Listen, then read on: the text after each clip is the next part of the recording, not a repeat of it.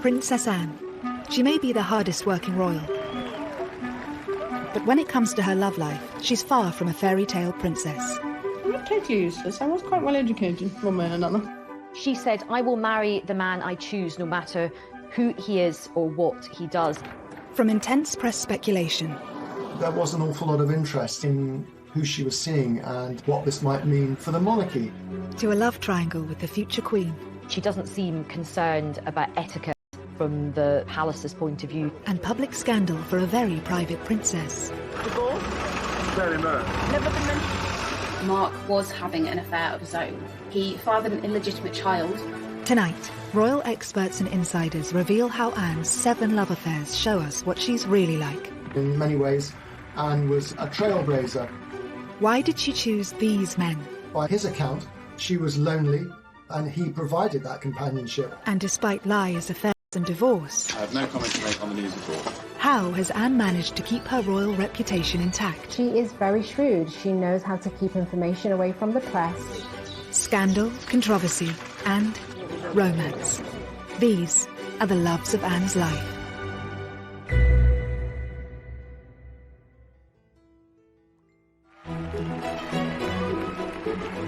Sir Timothy Lawrence is the man we're used to seeing by Princess Anne's side. Out of all the royals, Princess Anne does seem probably one of the happiest, happily married, very settled, no drama, no impropriety. The marriage spans 28 years, and as this recently revealed cosy, candid photo shows, they're clearly still very happy together. I think a lot of people think that she's always been married to the same person. Anne may be in a stable relationship now, but it's been a long journey to get there. She had a rumoured 7 relationships, each different from the last. Princess Anne's past is, to say the least, colourful. I mean, we know that she had 7 boyfriends. She was the first royal child to divorce. She married a commoner. She just was rebellious. Some of the boyfriends were considered incredibly unsuitable. This story begins whilst she was still in her youth, and perhaps the world's most eligible princess.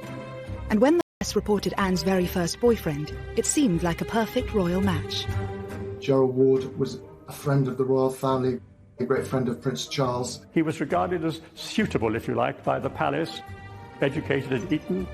The family had land in Wiltshire. But at 12 years older than 18-year-old Anne, what was it about Gerald that really attracted her to him? He was drawn to a good rider, a good horseman. Her love for horses was almost all-consuming when she was young. Her father said once, if it doesn't fart and eat hay, she's not interested. They were spotted together shortly after Princess Anne finished her A-levels at boarding school.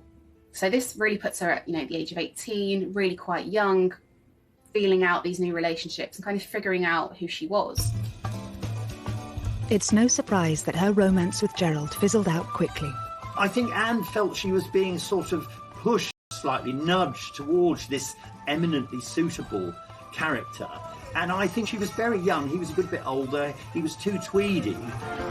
It was clear from early on that the young, strong-minded princess wasn't willing to let social expectations dictate her romantic life. Anne was always clear.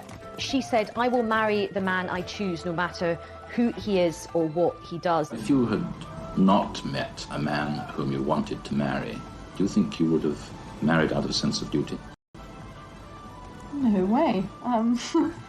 She'd led quite a sheltered life, and she needed to explore. She wanted to enjoy life. The romance was over quickly, but their connection didn't end there. Gerald marked the start of an unusual pattern Anne had with most of her ex-partners. Although their relationship did not last, she remained on very good terms with him, as did the rest of the family. Gerald actually ended up being one of Prince Harry's godparents. The fallout from Gerald showed Anne just how desperate the press were for stories about her love life. She was forced to come up with ways to keep her private life private. She resented the fact that the press would be interested in finding out who her boyfriends were. It also led to this sort of rather difficult relationship that she's had with the media over the years. She often came across as rather prickly, short-tempered. Anne noted this struggle in a Parkinson interview, in typical comedic fashion. Do you ever regret what you say to them? I mean, the report that went around the world was you told one photographer to naff off, I think it was. Do you wish to retract your choice of words, or...? No. Well, there was several of them, actually. Telling the press to leave her alone didn't always work. They soon got wind of another love affair. As quickly as Anne had shrugged off Gerald Ward, she picked up boyfriend number 2, who, unlike Gerald, was certainly not a conventional royal escort. The things that Sandy Harper did, the way he behaved, the way he dressed, that it set off alarm bells throughout the establishment, because although he had this background which was vaguely acceptable, he dressed very much like a hippie. He had long hair, he wore, because she'd escaped the sort of tweedy world which was still core to the royal family. After the eminently suitable Gerald Ward, Sandy was a breath of fresh air for the rebellious princess. Not a military man or an aristocrat, but a professional polo player whom she met through her love of horses. They were seen out at the discotheques that were springing up all over London in the late 60s and early 70s. I think one of the most striking things about it is that after an evening out, it was often Princess Anne who drove them home afterwards. She liked men who were fun, and she liked to be amused and entertained, people who were prepared to take a bit of a risk in their private life. The relationship told the world that Anne wasn't prepared to play by the royal rules. She was not a conventional princess, which she wryly admitted herself in the famous Parkinson interview. I didn't really fit somehow the image that the media thought I ought to have. I think, princesses as you come in sort of fairy story, That's what they are, and somehow I didn't fit. Luckily for the stuffier types at the palace, neither Sandy nor Anne saw a future in their wild romance. He was a bit of a self-confessed ladies' man. He did do an interview where he said, I take a lot of girls out and the relationships don't work out. I think probably that was the most exciting time of her life, in a way, but she knew it couldn't last. So she knew it was almost like she was being allowed to play for a while before the serious business of being a grown-up royal had to begin. By age 20, speculation about Anne's love life was rife, and when rumoured boyfriend number 3 hit the headlines, it seemed Anne was open to becoming a grown-up royal. Richard Meade was another extremely accomplished horseman, and in fact one of our most decorated Olympians. His love of horses, that rivalled even hers, seems to have been a huge attraction for Anne. But unlike Sandy before him, Richard also had an understanding of her royal life. Meade was definitely part of that approved social set that it was okay for the royals to mix with, because, they knew his background, they knew his family. He was also quite discreet, which is obviously something that the royals really take quite seriously. And she really wouldn't have been interested in someone that fawned over her and her royal status. But I think for her, the main thing would have been someone that could deal with her no-nonsense attitude. Richard seemed to be the favourite for the princess's hand. I think there was a lot more talk about Richard Meade as a potential husband for Anne than there had been hitherto about anyone else. But Anne's own father had his doubts. Richard Meade, who indeed was a friend of mine, he was unfortunately 12 years older than the princess, age gap between the two, so he was discouraged. Anne was just 20, and Richard may have been just too grown up for the young princess. She seems to have listened to her father, and after less than 2 years, the pair parted ways. She was in no great hurry. Times had changed. She was not under pressure to marry. She didn't have to produce an heir to the throne. It gave her a degree of freedom that her brother never really had to enjoy. And she was determined to enjoy it. And if that meant dating 1, 2, 3, 4, 5 men before she married, then so be it. Richard Meade, he became quite a close friend. They could go on horse events together, and his children became very friendly with Prince William and Prince Harry. So she wasn't spiteful, she wasn't bitter. Next, Anne's most risky romance has been under wraps for years, involving a complicated love quadrangle. He would have been a complete no-no for the royal family.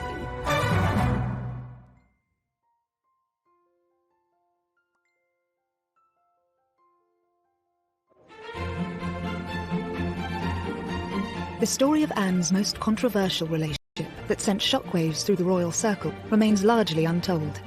By age 20, Anne had met rumoured boyfriend number 4. Andrew Parker Bowles, I think, was a serious contender, a very distinguished army officer as well, and a very great favourite of the Queen. And his relationship with the royal family goes back so far, he was actually in the procession at the Queen's coronation. I think she was very intrigued by him. He was a very suave, sophisticated figure, much more experienced in the ways of the world than the men she'd hitherto been dating. But there was one slight problem. Anne wasn't the only woman Andrew was seducing. The name is familiar, of course, because he was dating a young woman called Camilla Shand, who became Camilla Parker Bowles and is now, of course, the wife of the Prince of Wales. But he was also seeing a lot of other women in his spare time. It was thought that when he cheated on Camilla with Princess Anne, that Camilla decided to get a bit of revenge, and that was when she actually started up her own relationship with Prince Charles. Thus began Anne's best-kept secret, a rumoured royal quadrangle involving the Queen's 2 eldest children. The relationship shows that for the determined, forthright Anne, there was to be no settling in her pursuit of happiness, even for the sake of appearances. There's very much a sense of, well, if a guy can do it, why can't I with Princess Anne?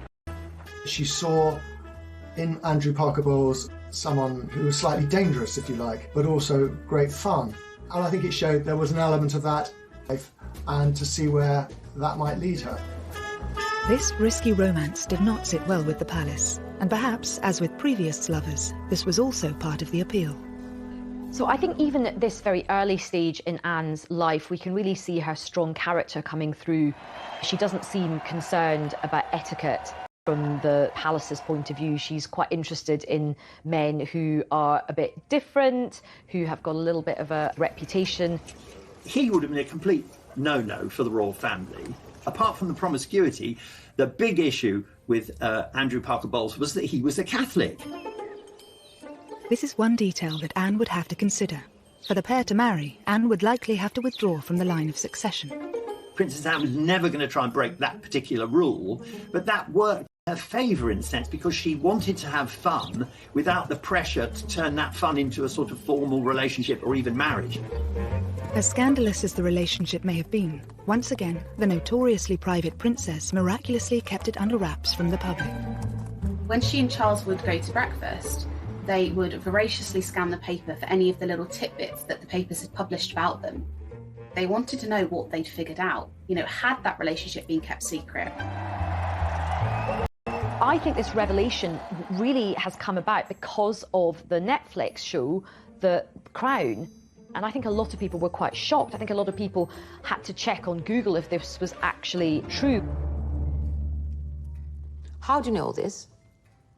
Because I was briefly caught up in it myself. Wait a minute. When? Then, in the past, it doesn't matter. It was all very straightforward. He got what he wanted, which was to make Camilla jealous. I got what I wanted, which was a bit of fun. Fun? Yes, sorry, Mummy, it was. The private conversations can still only be imagined, but the story of this extraordinary relationship was a revelation to most. She really was besotted with Andrew Parker Bowles. I think after a couple of years of Anne really chasing him, she realised that, you know, he was only really going to make her unhappy. The press were getting more interested, and of course the long shadow cast by his Catholicism and his promiscuity. It's understood when Andrew was posted to Germany, it firmly put an end to things. But despite their complicated past, Anne has kept this ex especially close. Andrew is a godfather to Zara. He's remained a firm friend of Princess Anne's for the best part of 50 years. So no, I don't think there was any ill will on Anne's part towards his marriage for Camilla. After the dangerous liaison with Andrew, Anne once again sought out a quieter, less colourful partner, and again she chose one. He was a member of the Queen's Dragoons. Of course, you know, another dashing cavalryman. It's easy to see what Anne saw in him. Another gold medal winning equestrian, a military man whose father worked for the royals, and no controversial reputation. Maybe she was looking for somebody who just made her feel safe and secure, reassured, a calm relationship where she knew that the gentleman was really into her. her, because actually Andrew, having been quite the ladies' man, maybe didn't give her that stability. After the other difficult relationship she'd had, he must have seemed a godsend. They quickly hit it off, and then they were both at the 1972 Olympics. That's where the relationship really blossomed. Mark was different to Anne's previous boyfriends. He was a quiet character. Because we know she was very much like her father, who is quite a controlling character, Mark must have seemed a big improvement on people like Gerald Ward. The relationship would have been the man in the driving seat. With Mark, it was different. He was quite shy.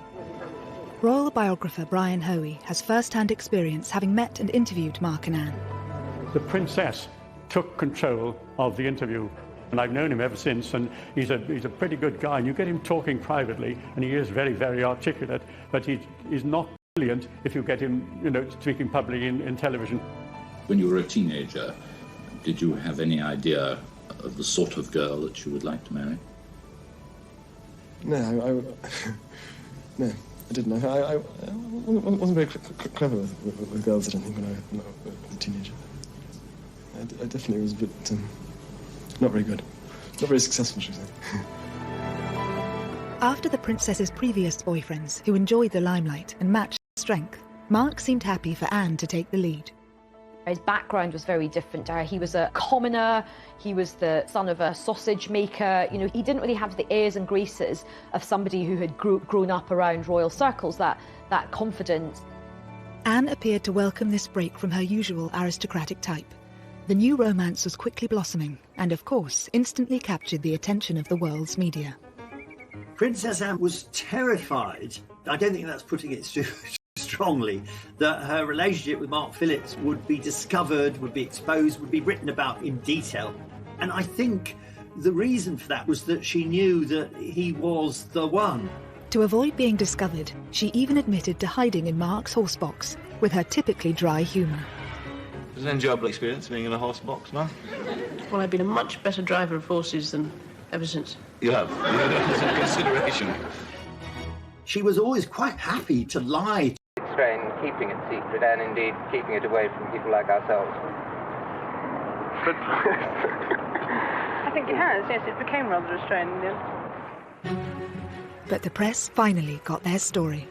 The long months of rumour, speculation and denial were over. The Easter engagement was now public knowledge. Mark Phillips was the man who had finally tied down the Queen's only daughter. The royal family were thrilled at the engagement, so much so that the Queen Mother said that they were the perfect couple. 6 months later, on the 14th of November 1973, Anne became the first of Queen Elizabeth's 4 children to wed. The moment we've all been waiting for, and how lovely she looks. It was a spectacular at Westminster Abbey. These pre-internet days, still something like 500 million people plus watched the wedding. So inevitably it started off with enormous enthusiasm. They faced this great aisle in the congregation. All eyes were upon this couple. Both Anne and Mark were hugely private, but they instantly became one of the world's most famous couples. He was beginning a public life which he hadn't really countenanced for himself. But he sort of reconciled himself to the fact that he was marrying a woman he loved and he would just have to make the best of it. Such was their desire for privacy and normality. When Mark was offered an earldom from the Queen, he turned it down, as the newlyweds wanted their children to be freed from royal constraints. Early married life appeared idyllic from the outside. The Queen, as a wedding present, had given Anne Gatcombe Park, this magnificent house in Gloucestershire. I saw quite a lot of Anne and Mark during their early days of marriage. I thought they were perfectly suited. Apart from being a loving couple, they were good friends. Anne continued her riding career alongside her royal duties. 4 years after the wedding, their first child, Peter, was welcomed into the family. But within a couple of years of Peter's birth, cracks were already beginning to show in the marriage. Both of them had left the world of show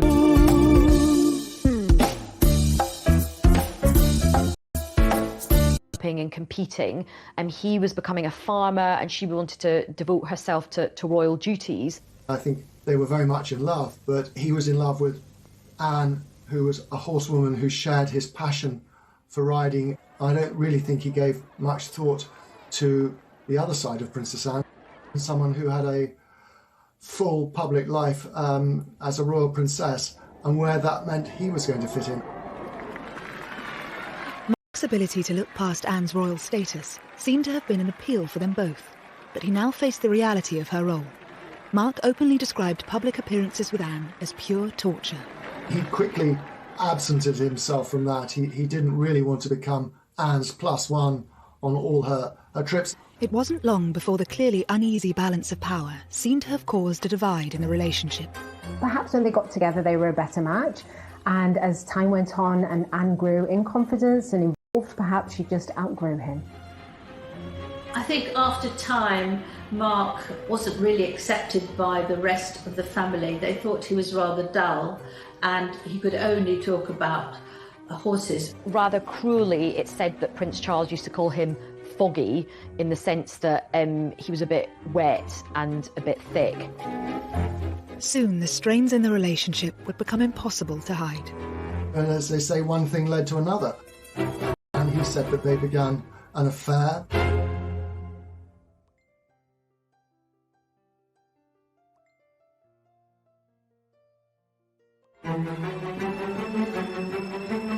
If the first few years of Princess Anne and Mark Philip's marriage had shown cracks, 6 years in, a chasm was appearing.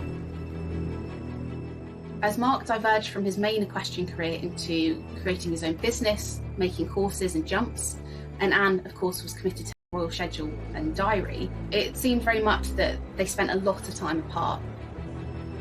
It was also beginning to be noted that Anne seemed to have grown very close to one of her bodyguards. 32-year-old Royal Protection Officer Peter Cross was a married father of 2 from Sheffield. His background, plain, northern, brought up in South Yorkshire, completely different from that of the princess, but I don't think that mattered that much. A strong action man, Cross was very unlike Mark Phillips, with whom Anne appeared to be growing tired. He was amenable, he wasn't a dominating kind of character. And what she was really looking for, she found in Peter Cross, who would have seemed exotic to her with his background. By his account, she was lonely. Phillips was, they say, one thing led to another. And he said that they began an affair. They would chat a lot on the back stairs of Gatcombe House, and Mr. Cross explains it that they were sitting there one day chatting, and he looked into her eyes and she looked into his eyes, and they clasped hands and they kissed. Photographs of Peter Cross and Anne from his time as her protection officer hint at their close relationship. Cross and Princess Anne do seem incredibly comfortable in each other's company, overly familiar for the role they were in. You do get the impression that Anne was enjoying that attention, but also Cross was really quite distracted. He doesn't look like somebody who's there to protect her from a potential threat. He looks lost in the moment. He began to dress rather like the sort of tweedy, horsey people that Anne surrounded herself with. He wore tweed caps, moleskin trousers. He began to look the part, and so the rumour mill began to work. When it was suspected that they were having an affair, Peter Cross got removed from his position and sent away. And there's an interesting scene in The Crown where Anne and her mother have a conversation about it. You can't. Here's the one thing that makes me happy. You have so much to make you happy. Then how come none of it does? Of course, this drama surrounding the romance is imagined, but experts think it still had a big effect on Anne. He was obviously quite important to her at a time when her emotions were quite high. But allegedly, Anne wasn't about to give up on Cross that easily. Summoning him to Gatcombe Park after his dismissal, a day in the country became code for them meeting up. It is said that they still met from time to time, and that Anne had a code word so that people wouldn't know it was her when she was telephoning, and if she would say it was Mrs. Wallace. Was this, we all wondered, a reference to Wallis Simpson, another rather notorious figure linked to past royal misbehaviour? What's quite interesting is that she's quite defiant about this relationship as well. She is a rebel, she isn't going to play by the rules, and even though he's been sent away, she still wants to see him, and she does. Peter Cross maintains he stayed in touch with Anne for several years, and whilst Anne chose not to comment on these allegations publicly, she and Mark were forced to address questions about the state of their marriage during that revealing interview with Michael Parkinson for Network 10 in 1983. When Parkinson asks about the rumours, you see Princess Anne flinch ever so slightly. That suggests that she was afraid of what's coming. She also instantly averts her gaze, looks downwards, and you do see her eyes in this moment. There have been rumours recently about divorce and happiness. Are they true or untrue? Ill-informed gossip has been going on for years. One thought or another. You can really feel how awkward that was. But how do you react when you read these stories? I mean, what is your feeling? There was much of a pause before either she or Mark gave comment in response to that question. It's a difficult question to answer, and that it depends. There's a moment where he starts speaking, you can sort of see her swallowing and just looking visibly uncomfortable. I think to a large extent you ignore them. I think, but then if they start to persist and go on and on and on, then it starts to become a bit trying, and you eventually feel that... You really didn't need to say anything. She'd left it in a good place, but then he comes in, he responds with that nervousness, and in explaining himself actually just makes them look guilty of hiding something, and essentially kind of undoes what she says. The body language between them was absolutely terrible. They did not look like they even liked each other, let alone happily married together. After keeping quiet about the alleged affair at the time, in 1985, Peter Cross sold his story to the News of the World. He blurted out all the details of their intimacy and their closeness, and the fact that she had taken a real shine to him. I interviewed Mark Phillips, and this was shortly after the scandal. He said, "Policeman, don't talk to me about bloody policemen." She didn't like the idea that this relationship between his wife and a lowly policeman had been splashed all over the newspapers. Anne would have been mortified to have heard these stories shared about herself, whether they were true or not. You know, we only have Peter Cross's word for all of this. Anne has never uttered a scintilla of comment about it or not. Anne's ability to remain tight-lipped about her private life may be one of the reasons why she escaped this scandal pretty much unscathed. I think Anne didn't get a huge negative response from the public was because she didn't say anything. She didn't confirm it. She didn't deny it. She just got on with her daily life. She just didn't feel the need to actually address it because it was her private life that the public were not entitled to know about. I think the public's view was that this is just scandalous muckraking, and they were prepared to give the benefit of the doubt. Another reason Anne's reputation remained largely intact following these revelations, it with Lady Diana. Once Diana arrived, Princess Anne was out of the picture.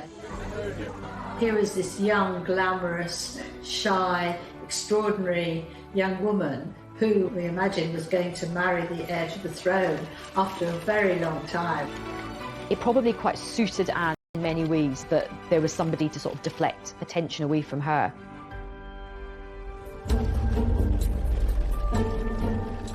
Rumours may have circulated about Anne during her marriage, but husband Mark Phillips was far from the innocent party.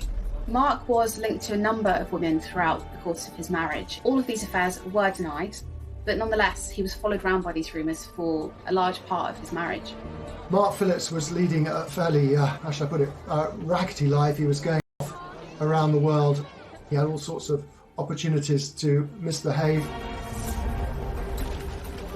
But one liaison which took place in New Zealand in 1984 was to become especially significant.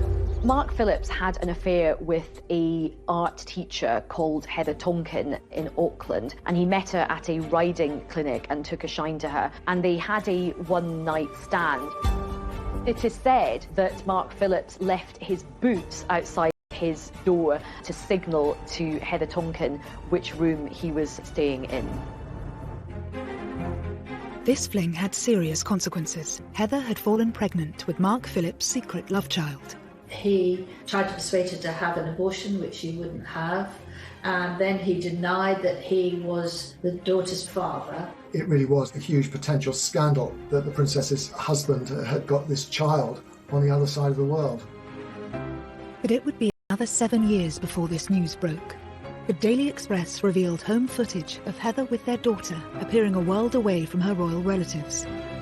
First, a 1989 theft exposing another secret would push the marriage even closer to breaking point. Anne was having an affair while still married. He had echoes of the sort of practical action man that she'd found in Peter Cross, and I think that was very appealing.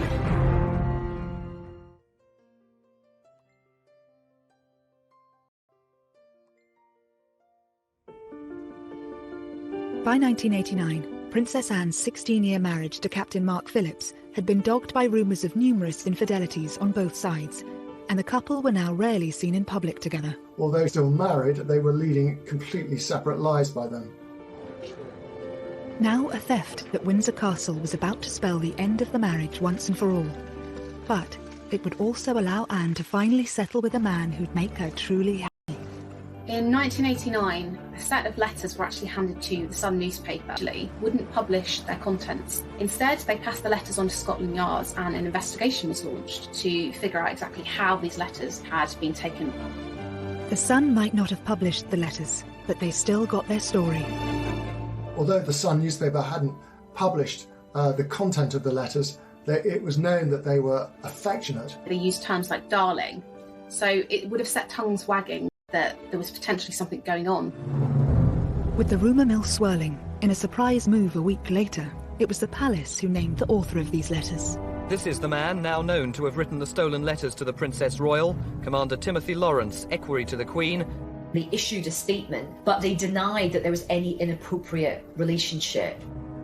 They were trying to suggest it was entirely innocent, but the Queen's daughter and the Queen's equerry, as a rule, don't tend to exchange letters. 34-year-old Tim Lawrence had joined the royal household from the Navy in 1986. At the 7th attempt, Anne had chosen a man who could be strong, but also knew how to allow a princess her space. His job as equerry was to accompany the Queen on her official engagements, and on unofficial engagements to sort of make himself useful in the background. I mean, one of his great skills apparently is mixing a very good martini. And what's interesting is that he got this role coming from, quite a humble background. Here's a man who was born in Camberwell, didn't go to one of the great public schools, wasn't linked to the royal family at all, and certainly wasn't part of the horsey world.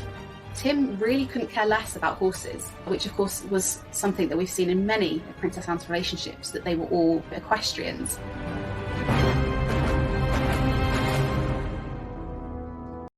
During his time as equerry, Bachelor Tim had become a great favourite of the Queen and Prince Philip.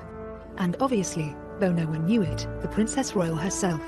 But why had Anne fallen for a royal attendant 5 years her junior? Equerries are chosen as much for their charm and their ability to get on with the royals as they are for any other military disciplines they might have. So in many ways, it kind of came as no surprise that Anne should be attracted to a man like Tim Lawrence. He had echoes of the sort of practical action man that she'd found in Peter Cross, and I think that was very appealing. Whilst the palace tried to insist Anne and Tim were nothing more than friends, when news of the letters broke, Tim Lawrence's neighbours gave a different story. They could see her come and they could see her go, but they never told the press about it. They just accepted it. And when the press discovered and rushed down there to talk to it, it's been going on for a long time. She's here nearly every weekend. Anne was having an affair whilst willing to let life pass her by without the support of a loving partner or the joy that comes with having a relationship. She doesn't let societal norms or even royal protocol hold her back. And she's quite modern from that point of view. She's quite sort of forward. The couple's secret was out, and while the Queen apparently gave Tim her full support, Philip was rumoured to be less than happy about his employee's betrayal. And he wasn't the only one. Anne was still married to Captain Mark Phillips. Not one to miss a story, reporters dashed up to Mark and asked him about these letters and what he thought. He found it very embarrassing for him and possibly even humiliating because he wasn't aware of what was going on. While the letter thief was never caught, this revelation sealed the fate of Anne and Mark's marriage, and just months later, in August 1989, they separated. But once again, Anne's reputation emerged intact. It was by then no secret that her marriage to Mark Phillips was not happy, that they were largely staying together for the sake of Peter and Zara. And so I think the public kind of saw this when all these details came out and thought, you know what? We can't blame her for wanting to have a bit of happiness. Tim Lawrence wasn't married to someone else. He didn't have a past. He was such a solid character that it didn't have all the elements of scandal that the papers need. And so I think Anne got away with it. At the time, Anne was adamant there would be no divorce. Divorce? Very much. Never been mentioned by anybody. But this all changed in 1991, when news of Mark Phillips' love child finally emerged in the Daily Express, accompanied by intimate home footage of Heather and their daughter Felicity, revealing their modest lifestyle. While Mark still denied he was the child's father, a paternity test proved otherwise. It gave Anne a legitimate excuse to get out of the marriage. For that to be splashed across the papers, I think she knew that the public would be on her side, and although divorce was still a bit of a scandal, they very much would have understood that decision. It must have solved a problem that had perhaps been worrying her for quite some time. She may have been the first of the Queen's children to divorce, but the news was overtaken by other much more traumatic events. 1992 is not a year on which I shall look back with undiluted pleasure. Their unhappiness was evident from the moment they arrived. The Waleses, now dubbed the Glums by the tabloid press. The Andrew Morton book on Princess Diana came out, which was absolutely huge. While the royal couple continued to appear in public with their children, the first of a series of Fergie having her toes sucked, which everybody just went nuts about. It turned out to be an annus horribilis. Anne got slightly lost in all of that, and for which I'm sure she'd be very, very pleased. Only 1 month after her divorce, Princess Anne and Tim Lawrence were photographed as an official couple for the very first time. That was her own way of controlling the news and revealing to the world through these photographs that she and Tim Lawrence were now an item. It was an exuberant Anne who was photographed dancing Highland flings at a Caledonian ball in central London. Whilst Mark Phillips had been accused of lacking a backbone and Andrew Parker Bowles too wild, Princess Anne had finally found her Mr. Right in Tim Lawrence, the perfect combination to suit her needs. I think he's the sort of man that Princess Anne was looking for, actually. You know, stable, thorough, reliable, honourable, who would let her take the royal position. And he was there, but he didn't seem to be somebody who would be walking way behind, uninvolved and feeling neglected. Tim and Anne were married by the end of the year, and this intimate footage of their wedding, captured by a small film crew, reveals the day was a basic affair, in stark contrast to the pomp and ceremony of her grand nuptials 19 years earlier. It was, on the Princess Royal's insistence, a private family occasion at Crathy Church today, a church just outside Balmoral Castle, and one she's been going to since she was a small child. The Princess and Tim went to Scotland to get married because at that time the Church of England refused to marry divorcees again in church, and she wanted to get married in church. She would have preferred it, of course, if there hadn't been a single photographer there. I was up there for it. I mean, at the Times, it was characterised as being rather joyless. I think that was largely because of the time of year, the weather, and the number of guests, in contrast to her grand wedding at Westminster Abbey all those years earlier. But I think that's very unfair. It was the wedding that the two of them wanted. I do think Princess Anne has found her true love. She looked genuinely happy. Some people said they hadn't seen her look as happy for years and years. At 28 years and counting, Anne now has the second longest running marriage in the royal family. Although her love life has courted controversy at times, she can also boast an unblemished public image. Anne has been shaped by each and every one of her 7 relationships, all of them influencing the Princess Royal we know today. I think they show us, in a sense, Anne's journey from this innocent, willful, slightly rebellious girl to the very solid, dutiful woman we have now. Because they were, in a sense, mistakes from which she learned. She's come to quite a strong conclusion about what works for her. She did seek out the sort of love that she wanted, despite many of the constraints that were on her from a young age. I think she's a bit of a beacon for modernity and modern marriages and modern relationships today.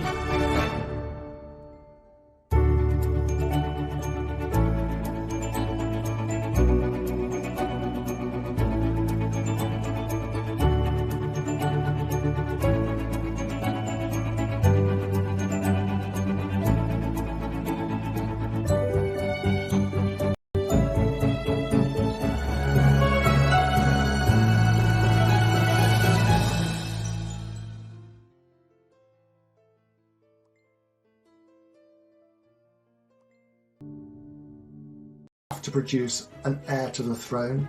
It gave her a degree of freedom that her brother never really had to enjoy, and she was determined to enjoy it. And if that meant dating 1, 2, 3, 4, 5 men before she married, then so be it. Richard Meade, he became quite a close friend. They could go on horse events together, and his children became very friendly with Prince William and Prince Harry. So she wasn't spiteful, she wasn't bitter. Next, Anne's most risky romance has been under wraps for years, involving a complicated love quadrangle. He would have been a complete no-no for the royal family.